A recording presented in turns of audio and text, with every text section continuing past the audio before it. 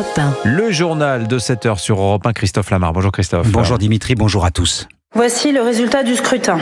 Majorité requise pour l'adoption de la motion de censure 288. Pour l'adoption 331. Le Premier ministre doit remettre au président de la République la démission du gouvernement. La séance est levée. 20h27 hier soir, Yaël Braun-Pivet, la présidente de l'Assemblée nationale, donne lecture du résultat de la motion de censure contre le gouvernement. L'histoire retiendra que le Premier ministre a trébuché sur l'indexation partielle des retraites et comme prévu, le Rassemblement national a joint ses voix à celles du nouveau Front populaire. Un Michel Barnier qui ne se faisait d'ailleurs pas beaucoup d'illusions sur son sort. Il l'a clairement laissé entendre hier à la tribune de l'Assemblée. Cela n'a pas empêché Michel Barnier de faire un point de situation et d'adresser un avertissement. Son successeur sera lui aussi rattrapé par la réalité économique, un État surendetté à la recherche d'argent frais pour boucher des déficits abyssaux. C'est pas par plaisir que j'ai présenté quasiment que des mesures difficiles dans ce budget. J'aurais préféré distribuer de l'argent, même si nous ne l'avons pas, pour faciliter les choses et les discussions. Cette réalité, elle reste là. Et écoutez-moi bien, elle ne disparaîtra pas par l'enchantement d'une motion de censure. Écoutez-moi bien et souvenez-vous, dans quelque temps, cette réalité-là, elle se rappellera à tout gouvernement quel qu'il soit. Madame Le Pen, elle se rappellera à tout gouvernement quel qu'il soit parce qu'il s'agit de notre souveraineté. Sans doute dois-je dire ici que quand je vois vos propositions, aujourd'hui, hier, nous n'avons pas la même idée de la souveraineté, ni du patriotisme. Michel Barnier hier soir à la tribune de l'Assemblée nationale, un extrait du discours prononcé juste avant le vote de la motion de censure. Le Premier ministre attendu ce matin à 10h à l'Élysée pour remettre sa démission. Qui pour le remplacer?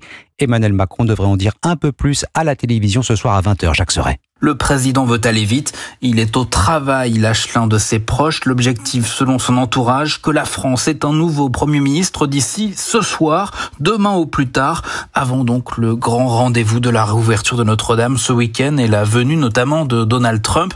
Alors les tractations semblent avoir bien avancé. 5 noms tiennent la corde pour Matignon. Le maire de Pau, François Bayrou, le ministre des Armées, Sébastien Lecornu, le ministre de l'Intérieur, Bruno Retailleau, le maire de Troyes, François Baroin, et le député Renaissance Roland Lescure. Selon les informations d'Europe 1, certains ont déjà été reçus hier à l'Élysée, mais la feuille de route est loin d'être évidente. C'est pourquoi Emmanuel Macron a déjà pris rendez-vous avec les Français. Le chef de l'État s'exprimera ce soir à 20h. Jacques Serret du service politique d'Europe 1. Le futur Premier ministre ne sera pas issu des rangs de la gauche. Les proches du chef de l'État en sont convaincus. Indiscrétion du Figaro ce matin qui rapporte la colère froide d'Emmanuel Macron contre le Parti socialiste, accusé d'être mélenchonisé. Alors parmi les urgences, il y a évidemment le budget, toujours. Celui de la sécurité sociale a été rejeté à l'Assemblée. Le budget de l'État, lui, était encore en discussion au Sénat avant la chute du gouvernement. Les juristes et même les élus sont divisés sur son sort. Faudra-t-il passer par une loi spéciale, comme le permet la Constitution de la Ve République, ou des ordonnances? Tant pis pour le contexte, les syndicats de la fonction publique maintiennent leur appel à la grève aujourd'hui. Elles menacent d'être assez suivies, Barthélémy Philippe. Oui, une mobilisation a priori massive, 65% de grévistes dans les écoles et donc une journée galère pour des millions de parents. Tout ça pour protester contre le budget d'un gouvernement qui a pris la porte hier soir. Évidemment, les syndicats ne pouvaient pas prévoir la censure et même dans ces circonstances, la mobilisation reste totalement justifiée, selon Nathalie Pomès, secrétaire générale CGT Fonction publique. Même si ces mesures tombent, la colère est là, on ne peut pas s'arrêter à l'actualité du Parlement. Dire stop, on veut des augmentations de salaire, plus de moyens pour répondre aux besoins sociaux de la population, c'est aujourd'hui qu'on doit y répondre. De son côté, Luc Faré, secrétaire national UNSA Fonction publique, veut que le mouvement serve d'avertissement à un futur gouvernement tenté de reprendre à son compte les jours de carence supplémentaires pour les fonctionnaires. Ce sont des mesures punitives. La mobilisation est nécessaire pour dire à tous les potentiels gouvernants que les agents publics ont besoin d'être respectés. Enfin, l'échec du budget Barnier pose la question du gel du point d'indice des fonctionnaires. En théorie, le prochain gouvernement pourrait s'y opposer en revalorisant les agents dans un prochain budget. Barthélémy Philippe du service économie d'Europe 1. Vous écoutez Europe 1 matin, il est 7h05. En Syrie, le régime paraît incapable de contenir la poussée djihadiste. Une nouvelle ville clé menace de tomber aux mains des islamistes. Hamas, cité stratégique sur la route de la capitale, Damas est quasiment encerclé par les rebelles. 3 points d'entrée sur 4 sont sous contrôle des djihadistes. Aux États-Unis, le futur président Donald Trump nomme Paul Atkins, un avocat favorable aux crypto-monnaies pour diriger le gendarme des marchés financiers. Conséquence immédiate, le Bitcoin a franchi pour la première fois de son histoire la barre des 100 000 $. Et à 2 jours de la réouverture de Notre-Dame de Paris, la suite de notre grande série Célébrons Notre-Dame sur Europe 1, c'est l'autre versant de la catastrophe. L'incendie gigantesque a également permis l'exhumation de trésors archéologiques qui étaient enfouis sous la cathédrale. Et 5 ans de travaux, un chantier hors norme et l'occasion effectivement pour les archéologues de l'INRAP de sonder les sous-sols de la cathédrale et ses alentours.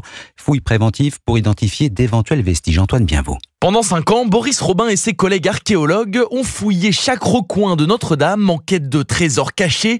Une aventure parsemée de belles surprises. On a trouvé beaucoup de choses. Sur les travaux de Viollet-le-Duc notamment, on a pu avoir des éléments en lien avec la construction du presbytère et puis aussi les fondations de la sacristie reconstruites au 19e siècle par Viollet-le-Duc. Donc ça complète ce qui a pu être découvert par les différents archéologues à l'époque. Des recherches minutieuses dont Boris Robin garde une trace précieusement posée sur son bureau. Celui-ci, c'est un petit bloc de calcaire que j'ai pu ramener de Notre-Dame. Il provient d'un ancien égout du 19e siècle. Tous les objets qu'on a récoltés vont être nettoyés puis confiés à différents spécialistes de façon à ce que ça puisse être étudié par la suite. Au-delà des nombreuses sépultures déterrées du sol, le Graal pour l'archéologue reste la découverte de l'ancien jubé, c'est-à-dire la clôture de pierre qui séparait le chœur de la nef datant du XIIIe siècle et retrouvée juste en dessous de la croisée du transept. La découverte du jubé est une des découvertes majeures. On s'attendait à trouver des sépultures dans Notre-Dame, mais trouver le jubé, c'était pas du tout attendu. Des découvertes inestimables et une immense fierté pour l'archéologue d'avoir pu explorer les vestiges du chantier du siècle. Un reportage Antoine Bienvaux. Le football, voilà une compétition qui fait polémique avant même d'avoir commencé, la Coupe du Monde des clubs. Tirage au sort ce soir, 19h à Miami, nouvelle version déjà controversée. Les joueurs se plaignent d'un calendrier surchargé. Qu'importe, ce mondial des clubs